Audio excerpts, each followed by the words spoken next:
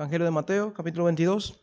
Y un poco que estamos entrando en lo que llamamos la Semana Santa o la Pascua, no sé cómo se llama acá. Yo vengo de Cuba, así que le decimos Semana Santa.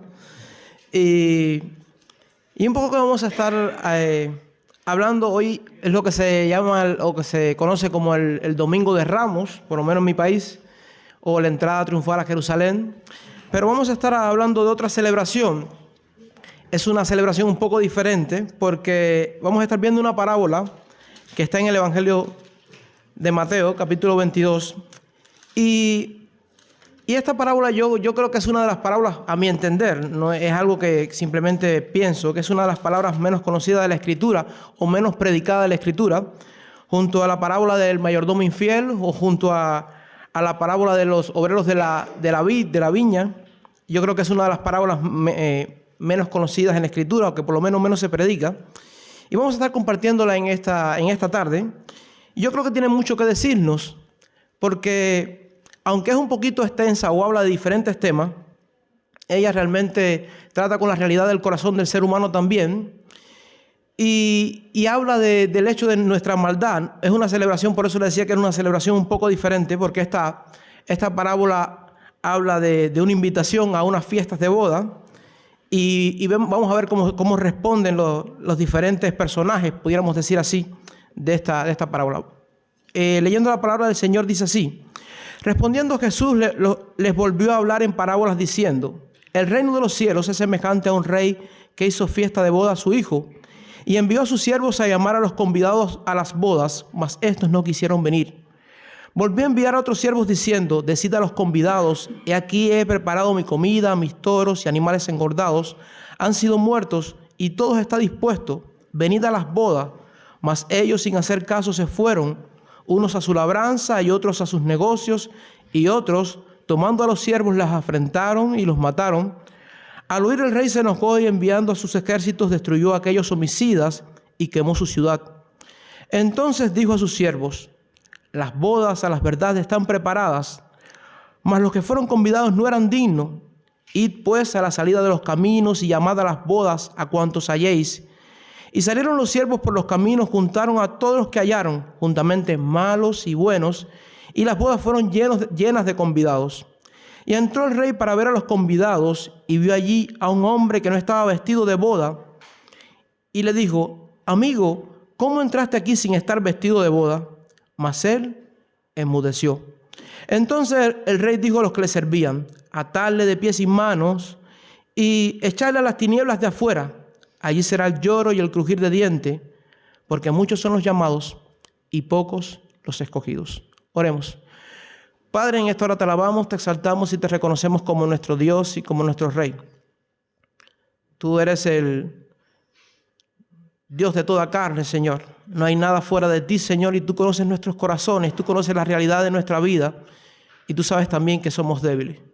Te rogamos, Señor, que tú abras nuestros ojos y oídos espirituales también para entender esta palabra, y también que tú abras nuestro corazón, Señor, para estar atento a tu palabra y que también tú trates trates también con nosotros, Señor, y a través de ella.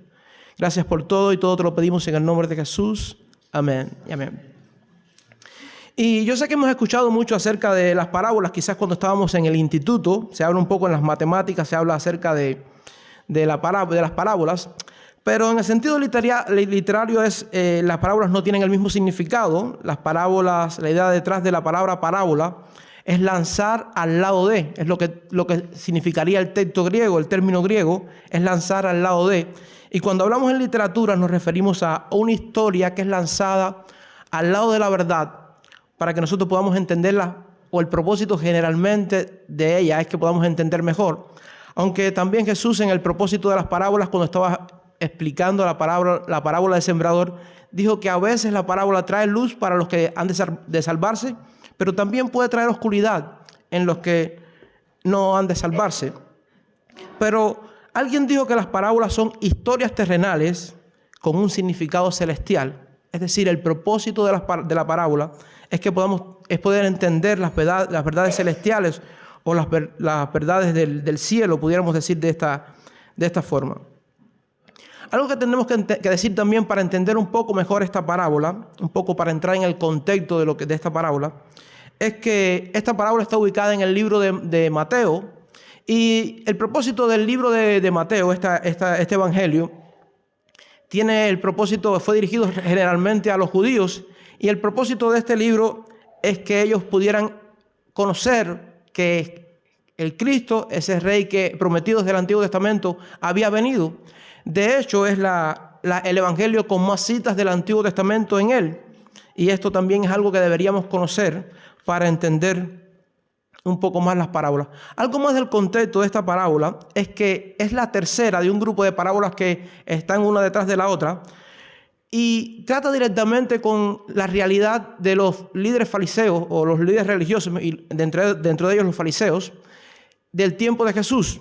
Estos líderes religiosos creían que eran justos. De hecho, los fariseos, el término es como pedushim o algo así, y estas personas habían surgido en el periodo intertestamentario y con la intención de salvaguardar la pureza de la enseñanza, ¿no?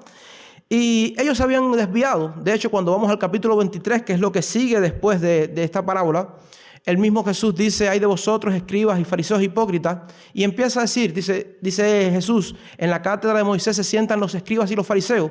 Todo lo que ellos digan que hagan, hacedlo, pero no hagan conforme a sus obras, porque dicen y no hacen". Y todo este capítulo 23 está hablando, buena parte del capítulo 23, está hablando acerca de los fariseos. Ustedes mueven cielo y tierra para hacer un prosélito, un seguidor, y lo vuelven doblemente hijo del infierno, y todas estas cosas. Y es un ataque directo de Jesús a la hipocresía de estos líderes religiosos. Pero esta parábola que vamos a estudiar hoy es la tercera de un grupo de parábolas. La primera es la parábola de dos hijos. Un padre que tiene dos hijos y le dice que los ayuden en una obra en el campo, y uno dice que no va a ir y al final va, y otro dice que va a ir pero al final no va. Después hay otra parábola, que es la parábola de los labradores malvados. En esta parábola vemos un señor que hace un viñedo, hace una viña y la acondiciona y la da a unos labradores.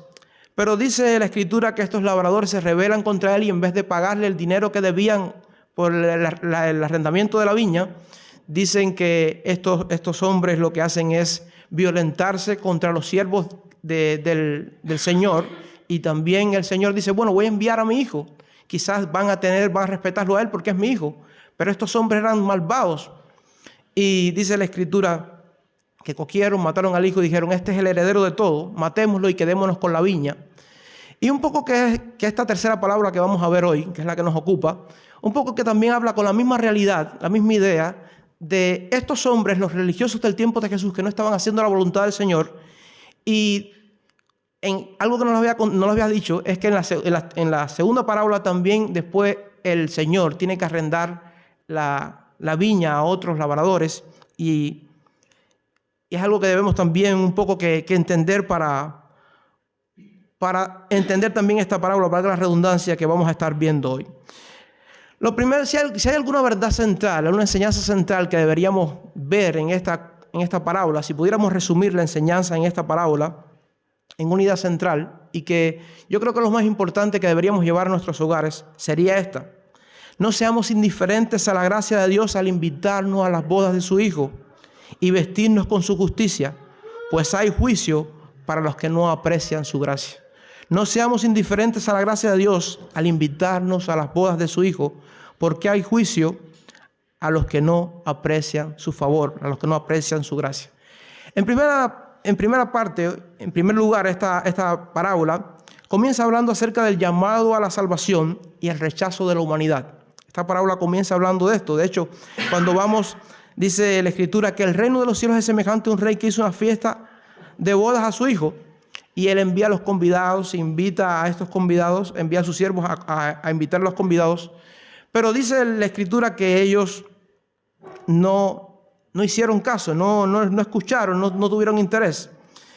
Y en el tiempo de Jesús posiblemente las bodas fueran la invitación más importante que se podía hacer. Era el evento social más importante en el tiempo de Jesús. De hecho, yo vengo de Latinoamérica. Hoy en día en Latinoamérica las bodas han perdido significado, valor, pero he escuchado también que acá en España las bodas tienen mucha importancia y que es todo un acontecimiento. Y era un privilegio en el tiempo de los judíos también ser invitado a una boda, y no era bien visto que alguien no fuera a una boda. Creo que ustedes pueden, quizás en el contexto de ustedes, entender esto mejor que yo. Algo también que debemos saber acerca de esta invitación a las bodas es que el padre del que se casaba era el encargado de preparar las bodas, y también algo que debemos saber es que no solamente era el banquete. A veces pensamos en el banquete, pero también le daban alojamiento, y aparte de eso también le daban atuendo de las bodas. Estaban vestidos un vestido de gala que debían ponerse cuando eran celebraciones muy importantes. Algo que nos llama la atención es como dice el versículo 4, dice que este hombre prepara, el rey prepara este banquete, y dice el versículo 4, volvió a enviar a otros siervos diciendo, decid a los convidados, he aquí he preparado mis comidas, mis toros, mis animales engordados, han sido todo dispuesto, venid a las bodas. Y yo quiero que pensemos en esto. Este rey, esta celebración debería ser la celebración más importante del reino. El rey invita a los convidados a venir a la boda. Debería ser toda una celebración, todo un evento. De hecho, el pasaje en Lucas dice que era una gran boda o una gran fiesta, una gran celebración, porque el pasaje del que pudiéramos decir paralelo, no es exactamente igual, pero paralelo, que habla de la misma idea, en Lucas, nos dice que era una gran cena, una gran celebración, que se invita a unos convidados que tampoco quieren ir. Y algo que nos hace ver este pasaje es que hay una insistencia en el llamado. El rey quiere que los convidados vengan. De hecho, en el versículo 3 dice que él envió a sus siervos a llamar a los convidados. Estos no quisieron venir, pero después los envía de nuevo a los siervos a que los busque. Y lo invita por 2 ocasiones. En el Evangelio de Lucas dice que lo invitó, los mandó a llamar muchas veces a los convidados, y ellos no quisieron venir. Pero no solamente no quisieron venir, sino que dice la Escritura también que sin hacer caso, ellos sin hacer caso. Y esto es impresionante porque, como decíamos, la boda debería ser el evento más importante, la celebración más grande, lo más deseado. Yo sé que la realeza española ha perdido, o la monarquía española ha perdido importancia en los últimos tiempos. No así la inglesa. Hace un tiempo atrás coronaron al nuevo rey de Inglaterra, y fue toda una celebración. Estaba escuchando que fueron alrededor de más de 2 millones de personas a este evento. Pero era toda una celebración, era algo bien importante, y este rey está invitando a sus súbditos, está invitando a que vengan a las bodas, pero ellos no quieren venir. Y esto es asombroso. Y dice que sin hacer caso, no hicieron caso a la invitación, y dice que cada uno se fue a lo suyo, dice el versículo 5. Nos habla de la misma idea. En Lucas también nos dice que dan unas excusas un poco extrañas. Ellos dicen, bueno, yo he comprado unas yuntas de bueyes y tengo que probarlo. Otros dicen, no, yo he comprado una propiedad y voy a ver cómo es la propiedad. Y otros dicen, no, me casé hace poco, entonces no voy a ir a la boda. Excúsame con el Señor. Pero esto no debería ser así. Era bien importante este evento, y un poco que esto retrata la sociedad actual. Hoy en día las personas, como los convidados de esta boda, las personas tampoco quieren saber del rey. Las personas tampoco quieren saber del Señor. Las personas están en lo suyo y simplemente buscan un Dios que complazca sus necesidades, sus aspiraciones, sus metas futuras, al punto que pareciese que nosotros somos los señores, o las personas son los señores, y el rey simplemente es el siervo. Y esto es la realidad del corazón humano. La Biblia habla del corazón humano y dice, por ejemplo, Romanos capítulo 3 habla de la maldad del corazón. Dice que no hay quien haga lo bueno, no hay ni siquiera uno. Sepulcro abierto su garganta, con su lengua engañan. Y desde el capítulo 1 de Romanos está hablando de la maldad del hombre. De hecho, hay un pasaje también muy conocido en el libro de Génesis, capítulo 6, versículo 5, que habla acerca también de la maldad del corazón humano. Y este pasaje dice que Dios vio que la maldad en la tierra era mucha, y que todo designio del pensamiento de los corazones de los hombres era de continuo solamente al mal. De continuo, algo que es permanente, solamente. No era que había cosas buenas y cosas malas, solamente al mal. Y esta es la realidad del ser humano. También la Escritura dice que nosotros somos, estoy hablando como humanidad, aborrecedores de Dios. No amamos a Dios, somos aborrecedores de Él y simplemente queremos sacar todo lo que podamos de Dios. Y esta es la condición también que nos relata esta parábola. Yo sé que nosotros quizás la Biblia que más usamos es la Reina Valera. Esta Biblia fue escrita por Casidoro de la Reina y revisada por Cipriano de Valera. Nosotros no escuchamos hablar mucho de Cipriano de Valera, pero este hombre fue el que hizo la revisión y un hombre de Dios tremendo. Y este hombre, hablando de la realidad de la condición española, era español él, evidentemente, él hablando de la realidad de la condición española, miren lo que dice de la sociedad española. Dice así, y el lenguaje es un poco de su tiempo, así que no se extrañen. Dice: duéleme muy mucho que mi nación, a la que el Señor Dios ha dado tanto ingenio, habilidad y entendimiento para las cosas del mundo, lo cual las otras naciones no pueden negar, en las cosas de Dios, en las cosas que le va la salud de sus almas, o ir al cielo o ir al infierno, sea tan tonta y ciega y que se deje llevar por la nariz y que se deje gobernar, dice Cipriano de Valera. En ese momento en que España era una de las naciones más aventajadas del mundo, más importantes del mundo, él está diciendo: las cosas que son de la tierra, ellos son muy sabios, inteligentes, pero en las cosas que va la condición del alma, que va la salvación, no lo son. Y él tiene este dolor por la realidad de la condición humana de España también.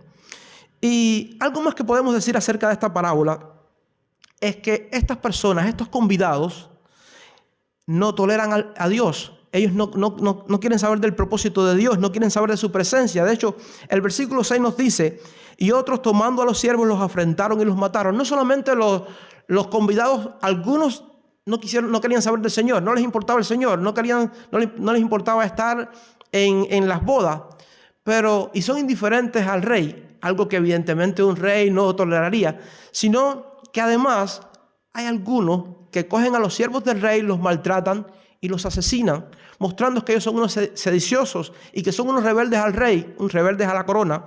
Ellos no aman al Señor, a ellos no les importa Dios, o en este caso el rey, y no toleran tampoco su presencia. Hoy en día también sucede en buena parte así. Algunas personas dicen que Dios no existe, y no solamente ellos rechazan a Dios, sino que de alguna forma también van en contra del Señor y hacen todo lo posible para hacerle frente. De hecho, algunas personas dicen que si ellos pudieran matar a Dios, lo harían, lo que no pueden hacerlo. Un hombre en la historia se llamó un filósofo, Nietzsche, y él decía que Dios había muerto. Era la mentalidad, un poco paradójico, porque algunas personas se rieron cuando murió Nietzsche, porque como Nietzsche dijo: Dios ha muerto, y firmó Nietzsche, pero cuando Nietzsche murió, Dios tiene que haber dicho: Nietzsche ha muerto, y firmó Dios. Y esto es una realidad. Esta condición del ser humano, esta maldad del ser humano y esta rebeldía del ser humano lo vemos claramente en la Escritura. De hecho, en el Salmo 2, que es el salmo de hecho que más se repite en el Nuevo Testamento, en el Salmo 2 vemos que los reyes, dice que los reyes de la tierra, los reinos de la tierra se enfrentan a Dios y a su ungido y dicen: rompamos sus ligaduras. Y dice que Dios en los cielos se ríe de ellos porque no pueden hacer nada. Y el Salmo 73, que de hecho es mi salmo preferido, en el versículo 11 y 12, hay una conversación y estos hombres malvados, ellos dicen: ¿y cómo sabe Dios? Y hay conocimiento en el Altísimo, mofándose del Señor. Y por si fuera poco, en Juan capítulo 1, un pasaje que nos gusta muchísimo, en el versículo 11, dice la Escritura que a los suyos vino, mas los suyos no le recibieron. Entonces esta es la realidad del corazón humano hacia Dios. De hecho, el problema de los convidados rebeldes, de estos convidados, no es que el rey no exista. Ellos saben que el rey existe. El problema de ellos es que no quieren hacer la voluntad del rey. No quieren hacer la voluntad del rey ni vivir para su propósito. Y lo mismo pasa en nuestra sociedad hoy. De hecho, no sé si usted ha escuchado hablar acerca de la apuesta de Pascal. Pascal, un científico muy conocido, lo que no se sabe mucho de él es que fue un cristiano y de hecho algunos llaman que era un tipo de puritano. Y este hombre pronunció lo que se llama, usted lo puede buscar en la Wikipedia, en Google, usted puede buscarlo en lo que se llamó la apuesta de Pascal. Él dijo: prefiero equivocarme creyendo en un Dios que no existe que equivocarme no creyendo en un Dios que sí existe. Porque si al final Dios no existe, yo nunca lo sabré cuando me hunda en la nada eterna. Pero si Dios existe, voy a tener que darle cuenta de mis actos. Y esto es lo que no quiere el hombre. El hombre no quiere darle cuenta de los actos a Dios. Y si reconoce que Dios existe, tiene que hacerlo. De hecho, Agustín de Hipona, uno de los padres de la iglesia, también dijo algo parecido. Él dijo: no existe Dios, sino para aquel que no le conviene que Dios exista. Y esto es una realidad. También Juan capítulo 3, versículo 20 nos dice: porque todo aquel que hace lo malo aborrece la luz y no viene a la luz para que sus obras no sean reprendidas. Y esta es la realidad del corazón del hombre y la forma de la rebeldía. Aun cuando Dios ha invitado a estos convidados se han revelado, pero también eso es un retrato de la realidad de nuestro corazón hoy. Pero este pasaje también nos habla no solamente de esto, sino que también nos habla del juicio por la rebeldía y el maravilloso regalo de la participación de las bodas. Este pasaje continúa hablándonos acerca de del juicio. De hecho, dice el pasaje que el rey se enojó. Y no era para menos. Cuando leemos del versículo 7 al 10 nos habla acerca de esto. No era para menos. Estos hombres no aceptan el regalo del rey, no quieren hacer la voluntad del rey, no aman al rey cuando son sus súbditos, cuando el rey es tan bondadoso y bueno con ellos. Pero además de esto se rebelan contra el rey y quieren, si pudieran hacerlo, destruir al rey. Y dice que el rey se enoja. Como decimos, es normal. Y aunque el juicio de Dios es una enseñanza impopular hoy en día, a nosotros nos gusta que nos digan que Dios es amor, que Él estará con nosotros todos los días hasta el fin del mundo. Eso nos encanta, a mí también. Pero hay una realidad también, es la realidad del juicio. Dios no va a tolerar a estos sediciosos. La Biblia dice que Dios no va a dar por inocente al culpable. Y la Biblia dice que aunque Dios es amor, Él también es fuego consumidor. Y esto también debe ser una realidad en nuestra vida. Tenemos que entenderlo como algo, una enseñanza bíblica que es frecuente y que es real también en nuestras vidas. Y algo bello, aún en medio de este juicio, es que Dios, si en la parábola de los labradores malvados, Dios de nuevo alquila la viña por su gracia, cuando Él debería decir: no confío más en otros labradores, pero Él da la viña a otros labradores. También aquí invita a otros a las bodas. Y esto debe ser de ánimo también para nosotros. Pero algo que me llama la atención en esta parábola es que por alrededor de 6 veces se menciona los siervos, unos siervos que son enviados de parte del Señor y que tienen el propósito de compartir el mensaje de venir a las bodas a los convidados. Y vemos la fidelidad de estos hombres, porque algunos hasta aún mueren, pero vemos que ellos son fieles y cumplen su propósito, su mandato, lo que el Señor les manda. Y yo creo que esto también es un llamado para nosotros. La Biblia nos dice en la Gran Comisión, y nosotros lo escuchamos mucho, y la Biblia nos dice: id a hacer discípulos a todas las naciones. Y también en el libro de los Hechos dice el Señor, dice: me seréis testigos cuando venga sobre vosotros el Espíritu Santo, y van a compartir en Jerusalén, en Samaria y hasta lo último de la tierra. Y nos habla acerca de estos, nos habla también acerca de otros siervos que van a ser enviados. Y en buena parte ese también es el llamado a nosotros. Algo que no sabemos muchas veces acerca de los siervos, acerca del servicio al Señor, es que nosotros a veces decimos, y yo siempre pienso en esto, nosotros decimos: Jesús es el Señor de mi vida, Jesús es el Salvador de mi vida, pero a veces no entendemos las implicaciones prácticas que esto tiene.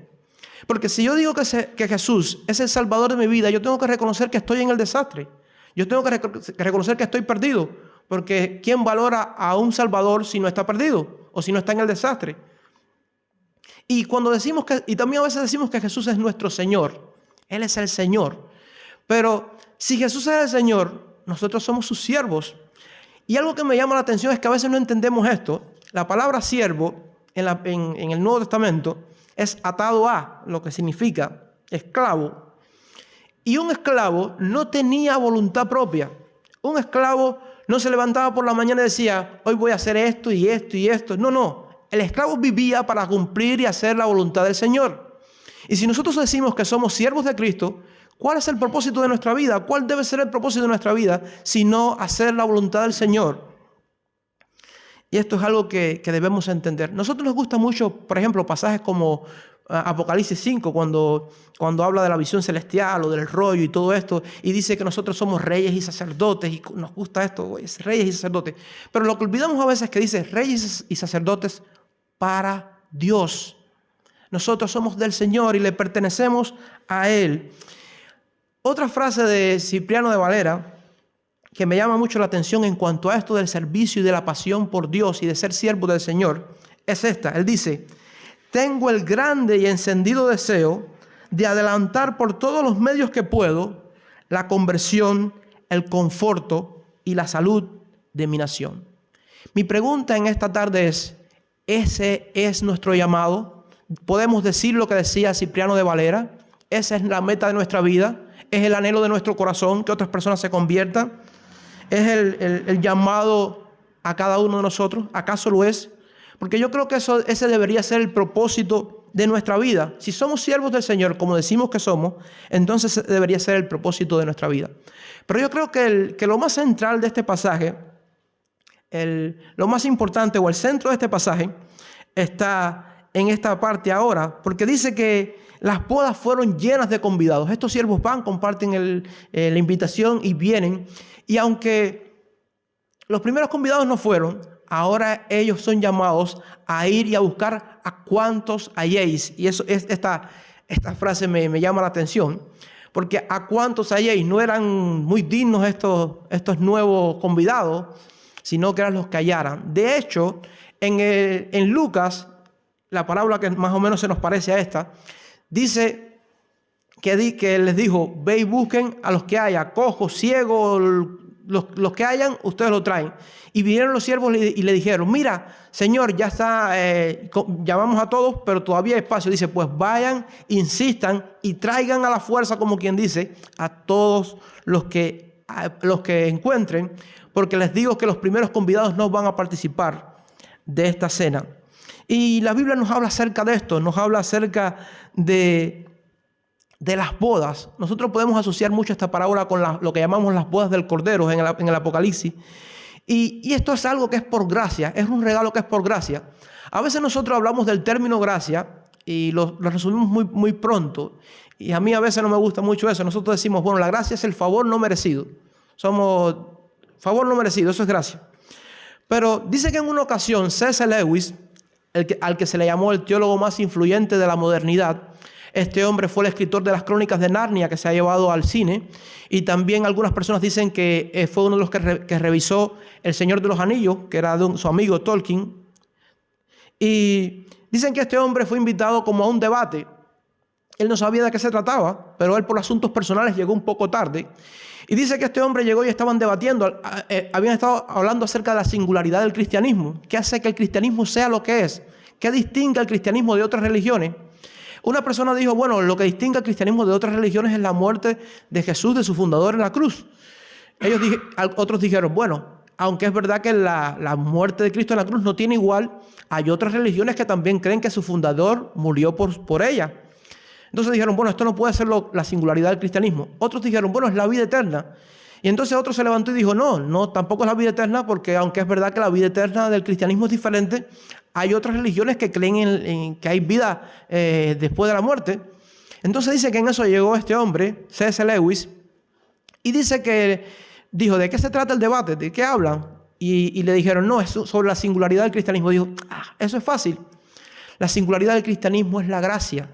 Porque, vamos a decir así, la única religión, a veces no nos gusta mucho este término, pero la única religión que habla de que la salvación es por gracia es el cristianismo. Todas las otras religiones hay que esforzarse, hay que ganarla, hay que mostrar virtud para ganar la salvación. Pero en el cristianismo no es así. Y algo distintivo en la gracia del Señor también es esto, de que Dios nos invite a las bodas de su Hijo, a las bodas del Cordero.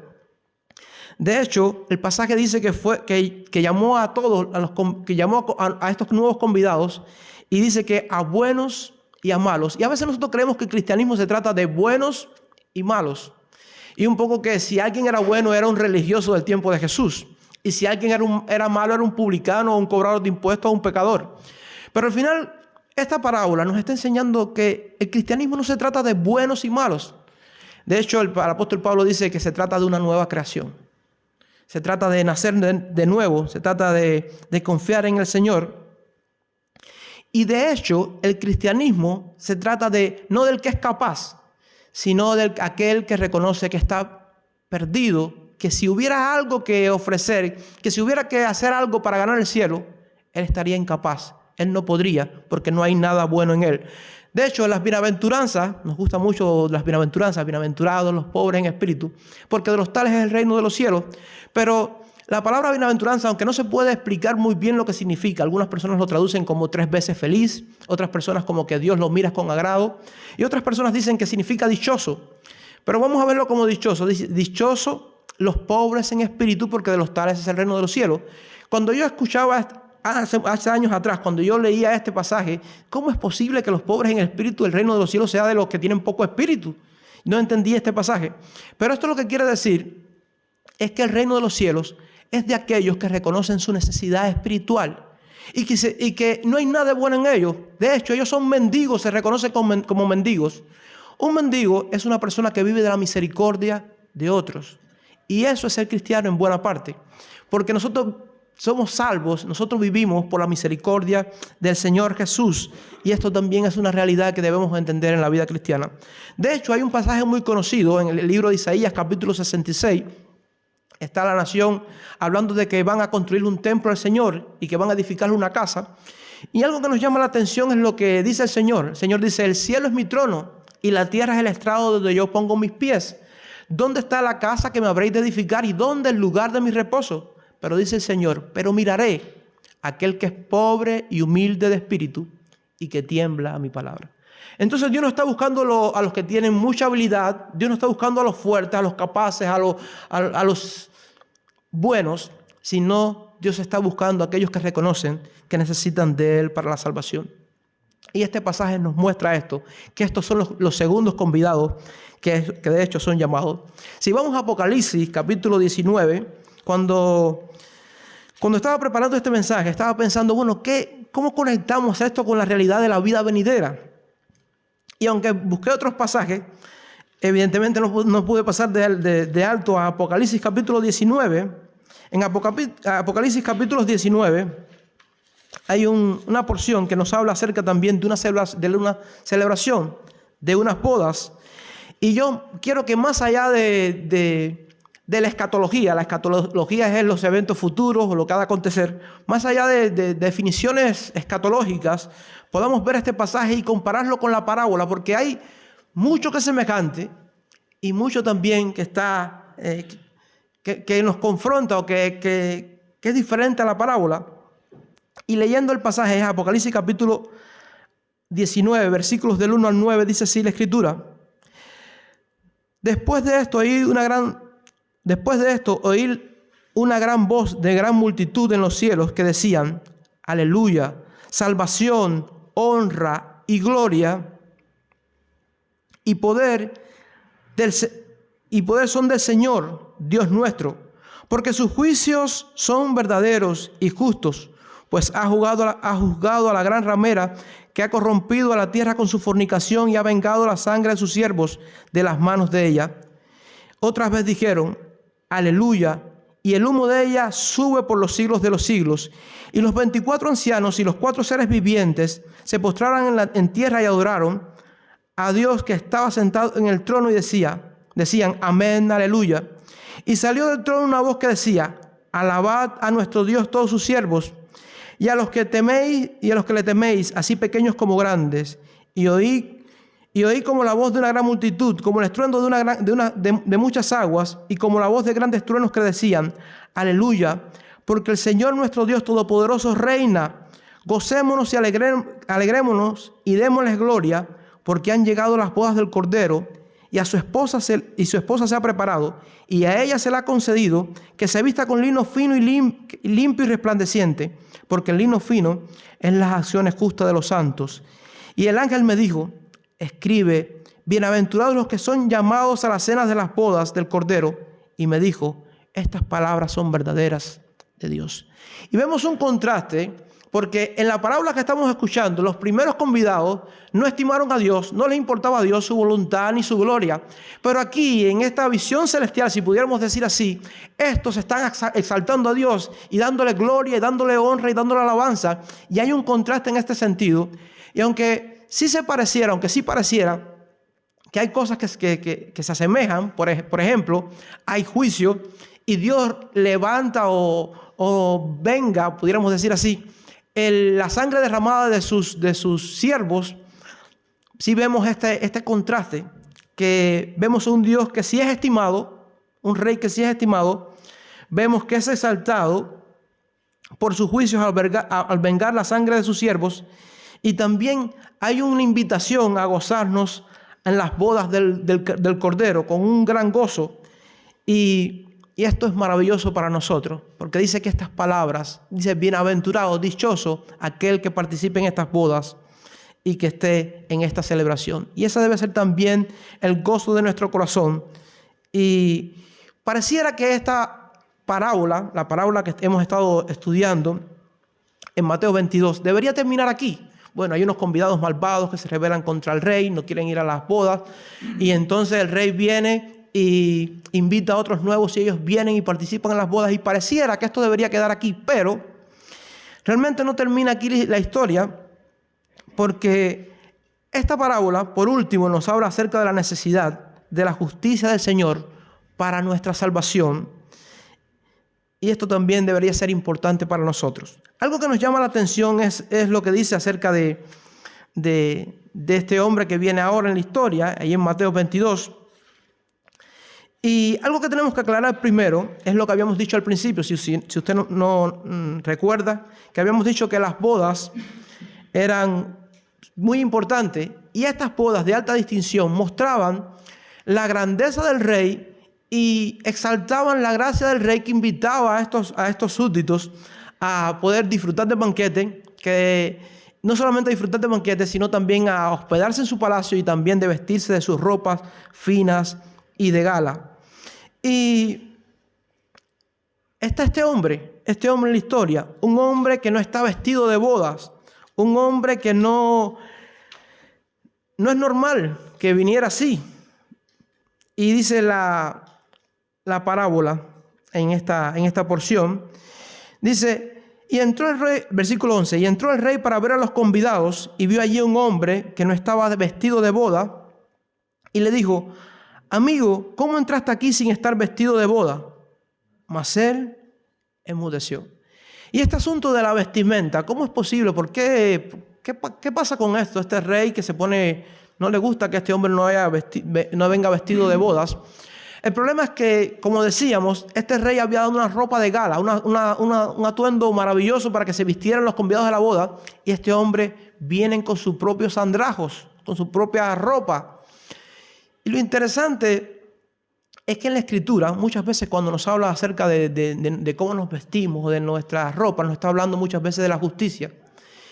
De hecho, cuando nosotros vamos al libro de Génesis, si no mal recuerdo, en el capítulo 3, cuando cae la caída del hombre, dice que el hombre, dice que se vio que estaba desnudo y tuvo temor de presentarse delante de Dios, y dice que él tejió se hizo un delantal con hojas de higuera. Y cuando el Señor vio esto, dice que él tuvo que sacrificar animales y vestir al hombre con pieles de animales. Y lo que nos pareciese es que Dios está diciendo que la justicia del hombre no es suficiente. Necesita la justicia de otro que muera por él. Y lo bello de esta historia, o lo bello de la historia de la redención de la Escritura, es que Dios sí ha enviado a uno que es justo y que tiene las mejores vestiduras para que pueda vestirnos a nosotros. Nosotros hablamos muchas veces acerca de la justificación. La justificación es un término legal donde Dios nos declara justos. No es que somos justos. Dios nos declara justos por medio de la justicia de su Hijo. No somos justos porque, de hecho, Martín Lutero dice, él habla acerca de esta realidad como que somos justos y pecadores. Somos justos porque se nos ha imputado la justicia de Cristo, pero también somos pecadores porque continuamos con la vieja naturaleza pecaminosa de nuestro ser. Y esto es una realidad. Y este hombre viene a las bodas con su propia justicia.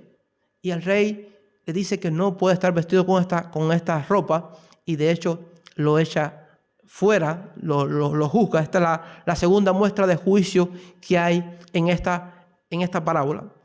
Y nosotros, como decíamos, hablamos de la justificación, pero a veces no hablamos tanto de la sustitución, aunque también lo hacemos. Pero la sustitución es el hecho que en la cruz del Calvario, la vida pecaminosa, malvada y perversa nuestra fue cargada sobre Jesús. De hecho, todos nuestros pecados, pasados, presentes y futuros, fueron cargados en Jesús en la cruz del Calvario. Y la vida justa, santa y limpia de Jesús fue puesta a nuestra cuenta. Eso se llama la justicia imputada. Dios nos ha pegado, Dios nos ha imputado, Dios nos ha adherido su justicia, y ahora Dios nos ve justos a través de Cristo, aunque no lo somos, pero nos ve justos a nosotros. Y este hombre no aceptó esa justicia. Este hombre, lo que nos pareciera es que no aceptó esa justicia. Y nosotros necesitamos la justicia de Cristo para ser salvos. De hecho, yo creo que ese es el llamado que se nos hace a cada uno de nosotros. Cuando nosotros vamos a Mateo capítulo 5, versículo 20, dice que debemos vestirnos con una justicia mayor que la de los escribas y los fariseos. Y cuando vamos a 2 Corintios capítulo 5, versículo 21, dice que al que no conoció pecado, bueno, desde el 17 está hablando acerca de esto, al que no conoció pecado por nosotros lo hizo pecado para que nosotros seamos hechos justicia de Dios en él. Y esto es una realidad. Nuestra justicia es por la obra de Cristo en la cruz. Isaías 61:10 también dice: en gran manera me gozaré en Jehová, se gozará mi alma, se alegrará en mi Dios, porque me vistió con vestiduras de salvación, me rodeó de manto de justicia, como novio me atavió y como novia adornada con sus joyas. Dice que esto lo ha hecho el Señor por nosotros. En fin, tanto los rebeldes que no aceptaron la invitación del rey, como este que cree que puede llegar a las bodas del rey con su propia justicia o que sus vestiduras son mejores que las del rey, al final son condenados. La única forma que podemos ser salvos es a través de la justicia de Cristo, y la única forma que podemos ser salvos es cuando aceptamos la invitación del Señor a través del arrepentimiento y a través también de la fe. Esta escena de esta parábola nos termina con una frase que nos gusta mucho mencionar: son muchos los llamados y pocos los escogidos. Pero muchas veces no entendemos esto. Dios ha de llamar o ha llamado de alguna forma a todos, a toda la humanidad, en un sentido, a toda la humanidad de alguna forma. De hecho, lo ha hecho a través de la revelación natural. Cuando nosotros vamos a Romanos, también nos habla acerca de esto. Cuando nosotros vamos a Romanos capítulo 1, dice que las cosas invisibles de Dios, su eterno poder y deidad, se hacen claramente visibles a través de las cosas hechas. Por tanto, no tenemos excusa. Entonces, nadie tiene excusa para decir: a nadie me ha hablado del Señor. Porque de alguna forma, la revelación natural o la revelación general, como decimos también en Latinoamérica, muestra al Señor. Pero también Dios nos habla a través de la conciencia y nos muestra lo que está bien o lo que está mal, y nos hace sentir mal internamente y es una forma también de expresión o de muestra del favor de Dios y de muestra de la existencia de Dios también a nuestro ser. Y evidentemente también el Señor nos llama a través del llamado externo, a través de la proclamación del Evangelio de sus siervos. Y por eso la invitación en la Escritura y el llamado de la Escritura, que nosotros debemos compartir el Evangelio también a toda criatura. Pero evidentemente Dios ha de salvar a todos, y voy a aclarar esto, sin distinción, pero no a todos sin excepción. No es que creemos que Dios va a salvar a todos en el universalismo y todos van a ser salvos y van a estar en el cielo. No, lo sabemos claramente. Dice la Biblia que Dios va a separar las ovejas de los cabritos. Dice la Biblia que va a separar el trigo de la cizaña. No todos van a ser salvos. Pero de alguna forma Dios sí llama a todos en el hecho de que ellos escuchan la palabra, y de alguna forma Dios va a tener escogidos, o Dios va a tener hijos de toda lengua, tribu, raza, nación. Y en este sentido, Dios sin distinción llama a todos, y de alguna forma, en este sentido, de todos los lugares va a haber salvos, pero no sin excepción. Dios tiene sus hijos que Él llama, y no solamente los llama, sino que Él mete la mano en el lodo de la humanidad, de la pudrición de la humanidad, y también los está salvando a través de su Hijo Jesucristo. Pero en realidad somos mendigos todos. Tenemos que reconocer que es el Señor y es la obra del Señor la que realmente nos salva. En conclusión, esta parábola es el retrato de la gracia de Dios, de la condición humana y del eminente juicio que ha de venir, pero también de la maravillosa celebración que va a haber en los cielos para aquellos que van al Señor, aceptan su invitación y se visten con la justicia de su Hijo. Nosotros hablamos mucho, por ejemplo, y ahorita lo mencionábamos, de Juan capítulo 1, versículo 11 y 12 también lo mencionamos mucho. A los suyos vino, lo dijimos ahorita, y los suyos no les recibieron. Pero el 12 dice, mas a todos los que les recibieron, a los que creen en su nombre, les dio la potestad de ser hechos hijos de Dios. Y el 13 dice, los cuales no son engendrados de carne, ni de sangre, ni de voluntad de varón, sino de Dios. Y esto es el gozo nuestro, que Dios nos ha invitado y Dios también por su voluntad nos ha salvado. Recibir una invitación del reino no nos hace ser salvos, no nos hace participar en la boda, porque hay que recibir la invitación, hay que aceptar la invitación, pero también hay que vestirse con la justicia de Cristo. Por tanto, termino este mensaje como comenzamos, con esa frase que puede resumir todo el contenido o el sentido del mensaje. No seamos indiferentes a la gracia de Dios al invitarnos a las bodas de su Hijo y vestirnos con su justicia, porque hay juicio para los que no aprecian su gracia. Que Dios les bendiga.